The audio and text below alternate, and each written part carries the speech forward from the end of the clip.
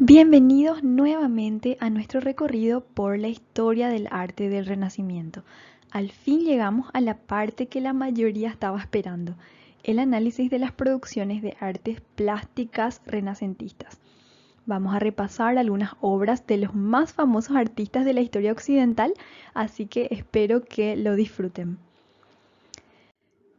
Durante la Edad Media recordamos que el arte era bastante unificado en cuanto al estilo se refiere. Pero para el Renacimiento los artistas ya llegaron a desarrollar muchos estilos individualistas de expresión. Aunque seguían persiguiendo algunos estándares comunes del estilo, hubo lugar para que los artistas dejaran su marca personal en sus obras. Mucho tuvo que ver con esto el pensamiento humanista. Ya habíamos mencionado en qué consiste el humanismo y verdaderamente influenció prácticamente en todas las formas de producción humana del Renacimiento.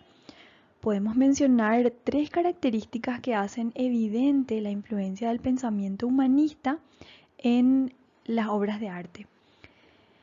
Primeramente es el individualismo, porque es durante el Renacimiento que surge la figura individual del artista. También porque durante el Renacimiento las obras empiezan a retratar figuras individuales y se alejan un poco de los estereotipos preestablecidos. El segundo punto sería el detallismo, en el sentido de que los artistas prestaban cada vez más atención a los detalles. Por ejemplo, utilizaban el claroscuro para dar una idea de profundidad, pero también cuando surgió la perspectiva científica, la representación se hizo cada vez más realista de los espacios, así también como de los rostros y de los cuerpos humanos. Y el tercer punto tiene que ver con el virtuosismo y se refiere a un gran énfasis y promoción del accionar virtuoso, porque al promover estas obras virtuosas se ahondaba en la idea de que el hombre era quien controlaba su destino y no era Dios. Además de que se ahondaba en la idea de que el hombre podía perfeccionarse a sí mismo, llegando a ser ese homo universalis que podía abarcar todas las áreas de producción humana. Ya habíamos analizado también en la primera semana esta línea de tiempo para entender los periodos o estilos del Renacimiento italiano, pero vamos a repasarla y ampliar un poquito los conceptos para incluir a los artistas del norte de Europa. Empieza nuestro Renacimiento, digamos, alrededor del siglo XIV, con un estilo que se llama el proto-renacimiento, también algunos le llaman el Trecento, y en este periodo inician algunas de las tendencias que se van a potenciar más adelante. En el siglo XV o el 480 es lo que conocemos como el Renacimiento temprano y se caracteriza por muchas innovaciones técnicas. Ya vamos a ver con detalle cuáles son las dos más importantes, y también por el uso de conceptos de armonía y proporción. En el siglo XVI tenemos el Alto Renacimiento, donde la ciudad de Roma se convierte en el centro artístico. Vamos a ver también por qué ocurre eso. Y por último, también en el siglo XVI tenemos el manierismo, que es un estilo que abandona la búsqueda universal de la armonía y la proporción en busca de una manera mucho más personal de expresión. Al estilo del proto-renacimiento a veces también se le llama el estilo gótico italiano tardío, porque es el momento de transición entre el estilo gótico, o digamos ya el final del estilo gótico, adentrándose a lo que sería el estilo renacentista. Podríamos decir que el proto-renacimiento surge a partir del estilo ítalo-bizantino, que se da por la influencia de los artistas y eruditos griegos que volvieron a Europa a medida que Constantinopla se veía cada vez más cercada por los otomanos. Aquí podemos ver una comparación de dos obras, dos retablos que contienen la imagen de San Francisco en dos estilos de representación diferentes. A la izquierda tenemos el estilo ítalo-bizantino, que representa al personaje de una manera totalmente estática, plenamente frontal, sin ninguna profundidad. Aunque le vemos a San Francisco rodeado de algunas escenas de su vida, de la historia de su vida, no percibimos ninguna profundidad en estas escenas. A la derecha, el otro retablo sería ya parte del estilo del proto-renacimiento. Es una obra del pintor conocido como Giotto y es uno de los pintores más importantes del proto-renacimiento porque empezó a utilizar algunas características que próximamente serían ya muy empleadas por el resto del Renacimiento. Podemos ver que la representación de la naturaleza ya es un poco más realista. Si bien el cielo es de color dorado, lo cual no es tan naturalista, los elementos como los árboles, el paisaje de fondo, sí ya son mucho más realistas. Los edificios también parecen ya tener una intención de profundidad, de perspectiva. Además, claro, de la manera de representar el cuerpo humano. En la obra de Giotto vemos al cuerpo de San Francisco como algo más realista, no está tan escondido bajo sus ropajes, también parece que tiene mucho más volumen su cuerpo y su rostro también parece ser mucho más humano porque podemos percibir muchas emociones en su expresión facial. Vemos su asombro, su temor, esas son emociones verdaderamente humanas. Uno de los cambios más grandes en el mundo del arte se da durante el Renacimiento en Italia con el gran Filippo Brunelleschi, el invento revolucionario del método de construcción de la perspectiva científica o perspectiva cónica. También estuvimos hablando bastante de eso en las conferencias, les animo a que vean la grabación de esos videos. Pasando a lo que sería el 480 o el Renacimiento temprano. Podemos empezar por el pintor Masaccio, uno de los principales exponentes de la primera mitad del siglo XV y también uno de los primeros en utilizar ese método de la perspectiva científica que mencionamos que fue inventado por Brunelleschi. Aquí vemos su obra que se llama El dinero del tributo y representa a través de una narrativa continua que inicia a la derecha un pasaje bíblico en el cual a Pedro le preguntan si Jesús paga o no el impuesto del templo. Y también es una historia interesante que lastimosamente no nos da el tiempo para relatarla por completo. Al igual que en la figura de San Francisco que estaba pintada por Giotto, que vimos en la imagen anterior, en esta obra ya podemos percibir el volumen de los cuerpos a través del uso del claroscuro. Pero además de eso, vemos los detalles, por ejemplo, en la musculatura de las piernas del personaje que tiene la ropa naranja. Este personaje que nos está dando la espalda prácticamente sirve como nuestro punto de vista. Es casi como si nosotros, los espectadores, estuviéramos viendo la obra a través de sus ojos. En el fondo vemos también el uso de la perspectiva atmosférica, que sabemos que es un recurso muy utilizado por los romanos en sus frescos. Recordando un poco, la perspectiva atmosférica se refiere al recurso en el que los objetos a medida que se van alejando de nosotros van apareciendo cada vez más borrosos, con menos detalle y con menos contraste. Y también usa la perspectiva científica a un punto de fuga. Como vemos, todas las líneas de profundidad convergen en el mismo punto que está sobre la línea de horizonte y esta línea de horizonte coincide con los ojos de todos los personajes.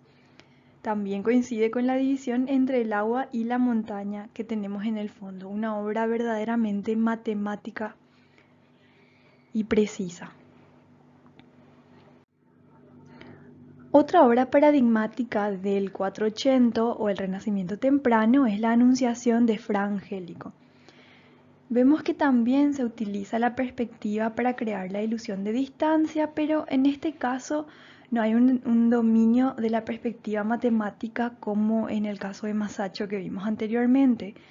Más bien se logra ese efecto al ir reduciendo progresivamente el tamaño de las figuras a medida que van alejándose de nosotros. Pero de todos modos es una obra muy hermosa, con mucha riqueza de contenido que también les animo a seguir analizándola por su cuenta en la investigación. También en esta obra vemos mucha influencia del pintor Giotto, a quien ya lo mencionamos, porque él marcaba siempre la diferencia entre el espacio exterior y el interior, como aquí lo está haciendo Fra Angelico.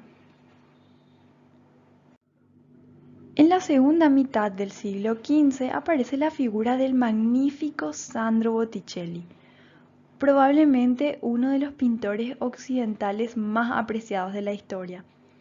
La obra que vemos aquí se llama El nacimiento de Venus. Botticelli fue uno de los artistas que prosperaron bajo el mecenazgo de la familia Medici. Ya dijimos que los Medici eran una familia muy rica de comerciantes y bancarios de la ciudad de Florencia. Y ellos tenían un interés muy marcado por el arte clásico greco-romano. Así que le asignaban a Botticelli la producción de obras con temáticas asociadas a la mitología griega y romana. De hecho, que una de sus posesiones más preciadas era esta estatua de Venus del periodo helenístico. Podemos ver cómo hay un parecido bastante llamativo entre la figura de la estatua y la Venus que pintó Botticelli para esta familia. Esta obra es una de las responsables de poner a la moda, digamos, la representación de la mitología clásica en el arte renacentista. Y también fue muy llamativa en su época porque, bueno, se representa la figura desnuda de una diosa pagana. Un concepto que para los cristianos era bastante extraño, primero porque aún no estaban acostumbrados a la representación de la figura femenina desnuda, pero también porque estaban muy acostumbrados a que sus deidades, como por ejemplo la Virgen María, llevara siempre ropajes que cubrían completamente su figura femenina. Otra innovación de esta pintura es que es una de las primeras obras que se realizó sobre un lienzo. Personalmente lo que a mí me encanta es la cantidad de emoción y también de drama que hay en esta obra. Las túnicas y el pelo volando en el viento, por ejemplo, que generan ese ritmo frenético pero a la vez bastante suave. Acentuado también por esos detalles de las plantas que vemos en el fondo con un dibujo de líneas muy detallado. Los valores de contraste de color no son tan elevados, pero en general los colores son bastante saturados o brillantes. Y mientras el mar y el pequeño bote que vemos en el fondo crean como una especie de horizonte, no vemos el uso de la perspectiva científica que, por ejemplo, si usaba Masaccio, más bien la profundidad se da por el uso del claroscuro. El Renacimiento en el norte de Europa fue un poco diferente, pero igualmente apasionante. Por esta época, en el norte de Europa, muchas personas estaban descontentas con la jerarquía de la iglesia porque en este punto, bueno, había un grupo de papas sucesivos que se enfocaron en enriquecer a Roma, que era justamente la sede de la iglesia. Por un tiempo el papado se había mudado a Aviñón y ocurre un gran cisma ya que por momentos llegó a haber hasta dos papas que estaban enfrentados, que eran contrarios y ambos afirmaban representar a la misma iglesia, así que había una confusión y división en las personas. Y de a poco se hizo cada vez más común la práctica de la religión, digamos ya más personal o más individual, en la cual las personas cristianas adoraban a Dios en sus hogares, sin asistir a la iglesia. Esto abrió camino para un nuevo mercado que sería el arte devocional para el hogar. Ese es el caso del tríptico de la Anunciación que estamos viendo aquí. A diferencia de la Anunciación de Fra Angelico, la escena aquí ocurre en un ambiente totalmente interno del hogar de la Virgen, lo que resuena con el uso que le daban a esta pieza. Ya dijimos que era un objeto devocional para usar en los hogares y bueno, también la escena representada es dentro de un hogar, de una casa.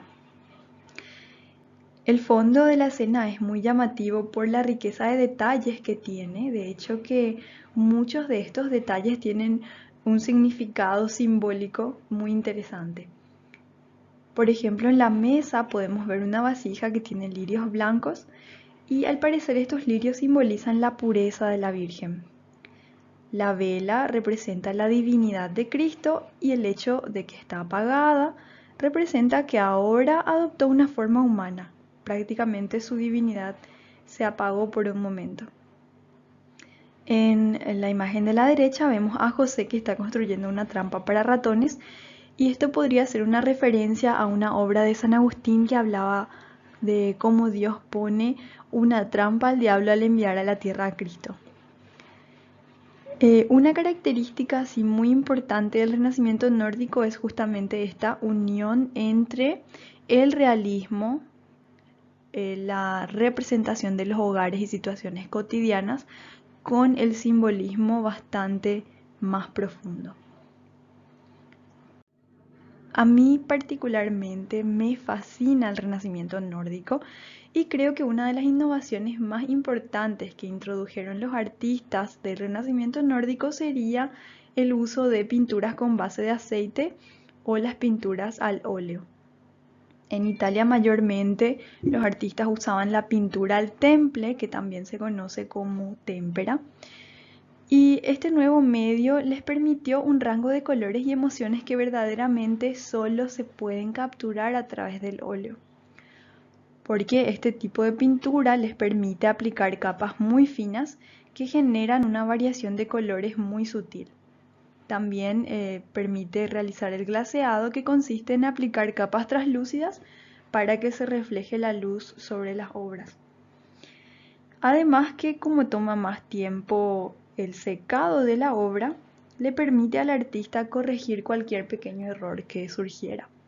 Aquí tenemos una comparación de dos pinturas con una temática bastante similar y dos técnicas de representación muy diferentes, donde podemos apreciar cómo la pintura de la derecha, que está hecha en base al óleo, tiene un contraste de color bastante más llamativo que la de la izquierda. Esta pintura que vemos es una de las obras de arte más reconocidas y controversiales de todo el periodo. Es el retrato del matrimonio Arnolfini por el grandioso Jan van Eyck. Como vemos, nuevamente toma lugar en un ambiente doméstico, es decir, adentro de una casa. También son llamativos los ricos colores, las texturas. De hecho que muchos de los comerciantes flamencos de esta época se enriquecieron por el comercio de textiles, de telas importadas, así que apreciaban mucho este material. Y al parecer Jan van Eyck también por la exquisitez en el detalle con el que está representando estas telas. Ya les mencioné que esta pintura es algo polémica y en parte se debe a que algunos historiadores afirman que los detalles del fondo están cargados de simbolismo, así como en el caso de la pintura anterior, pero hay otros historiadores que dicen que no, que solamente son objetos que se incluyeron para demostrar la riqueza de esta pareja retratada. Pero como lo aprendí yo, va más acorde con la primera interpretación. Entonces les voy a dejar esas ideas y ustedes van a decidir cuál de las afirmaciones tiene más sentido. Los zapatos que vemos a la izquierda, por ejemplo, que están aquí, podrían ser una referencia al pasaje bíblico de Éxodo en el que Dios le dice a Moisés que se saque los zapatos al pisar la Tierra Santa. En el candelabro vemos una sola vela que está apagada, y eso podría simbolizar la unidad del matrimonio, que era considerada una institución sagrada, de ahí que, por ejemplo, estén los zapatos que simbolizaban también el suelo sagrado. En el fondo, en la mesa, hay unos frutos que podrían simbolizar la inocencia del hombre antes del pecado original al comer del fruto. Pero también podría ser, según otras interpretaciones, nada más que una manera de demostrar que esta pareja tenía un poder adquisitivo muy grande y podían darse el lujo de comer frutas importadas. Por último, mi detalle favorito en esta pintura es el hecho de que el espejo que está en el fondo, justo en el centro de la composición, tiene el reflejo de un grupo de personas que está observando a la pareja desde el lugar donde estamos nosotros. y en ese reflejo también se ve al pintor. Es un recurso muy interesante para narrar la historia que más adelante vamos a ver utilizado nuevamente en otra de mis obras favoritas. Quédense atentos. Para el siglo XVI o el Cinquecento, el pensamiento humanista y el desarrollo de cada vez mejores técnicas llevó a que floreciera la representación anatómica, es decir, que la representación del cuerpo humano era cada vez más realista. Durante este periodo surge también la figura de los artistas como Homo Universalis, de lo que ya habíamos hablado, el hombre capaz de hacerlo todo, que sobresale en todas las áreas del conocimiento o en todas las artes. Una de las figuras renacentistas que verdaderamente encapsula este concepto es Leonardo da Vinci, quien fue ingeniero, diseñador, inventor, científico, escultor, pero sobre todo pintor. Él también fue protegido por el mecenazgo de la familia Medici y podemos decir que fue un pintor excepcional porque él logró unificar las dos ramas, digamos, que había en el Quattrocento italiano.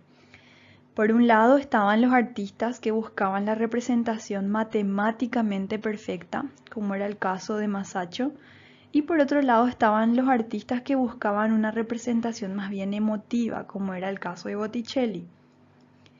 Esta pintura nos ofrece un ejemplo muy bueno de cómo Leonardo da Vinci hizo una síntesis de estas dos ideas. La delicada belleza de las personas retratadas nos recuerda a Botticelli y la precisión matemática de la composición a Masaccio. La composición se puede simplificar en unos triángulos superpuestos que atraen nuestra mirada hacia la figura principal, que es la Virgen, así como su uso del claroscuro y también el esfumado del contorno que va eliminando las líneas duras y trata de imitar la manera en la que nosotros percibimos las figuras en la realidad. Otro rockstar del Renacimiento fue Michelangelo, uno de mis favoritos personales. Así como Leonardo da Vinci, Miguel Ángel no solo reflejó, sino que también transformó su tiempo. Un dato interesante que nos ayuda a dimensionar su carácter de superestrella es que Miguel Ángel fue el primer artista de Occidente cuya biografía se publicó mientras él seguía con vida. Y también fue el primer artista que por su obra se hizo millonario. Probablemente con la conversión actual habría sido un multimillonario. El periodo en el que Miguel Ángel tuvo su apogeo productivo coincidió con el retorno del papado a Roma, que ya habíamos mencionado también un poco antes, y esta serie de papas de mucho poder que se pusieron la meta de restaurar la ciudad de Roma, especialmente restaurar sus edificios religiosos.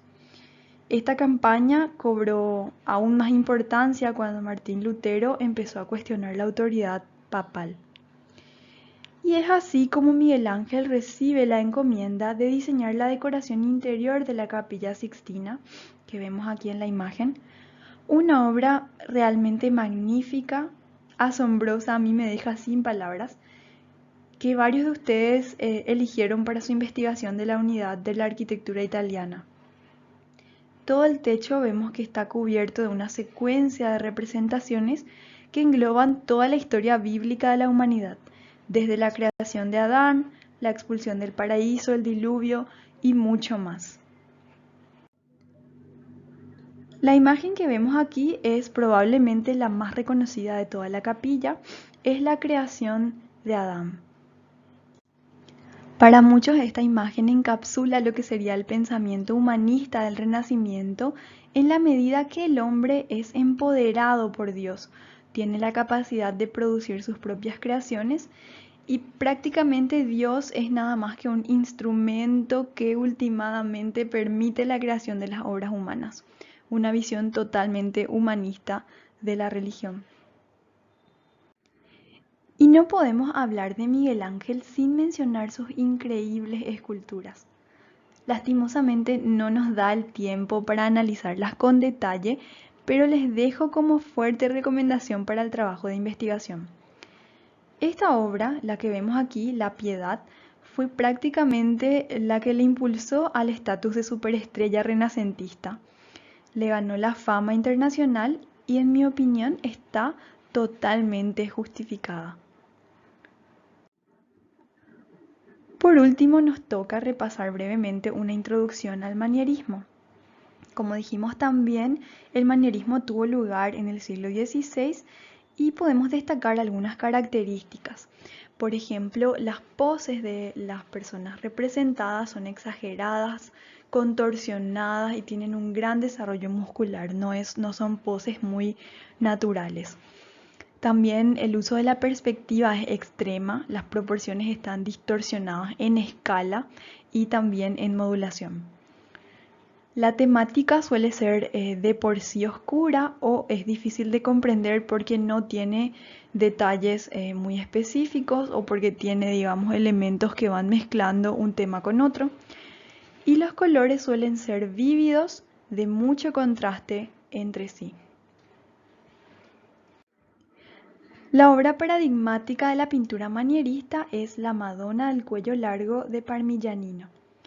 Vemos aquí esas características que mencionamos, la distorsión adrede de la forma, la proporción también distorsionada, las poses de equilibrio precario, los colores y también algunos elementos bastante surrealistas como esta figura que vemos aquí a la derecha completamente desproporcionada.